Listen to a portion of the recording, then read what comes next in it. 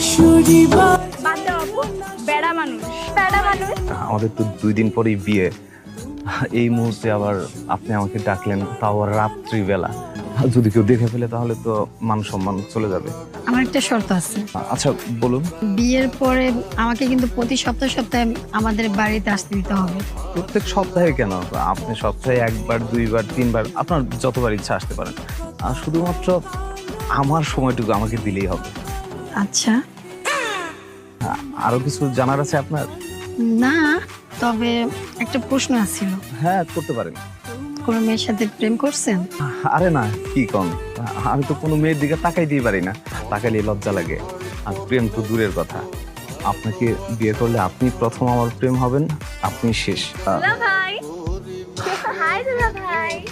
হ্যাঁ, কি আর 2 দিন পরে বিয়ে, এই 2 দিনও সহ্য হইলো না?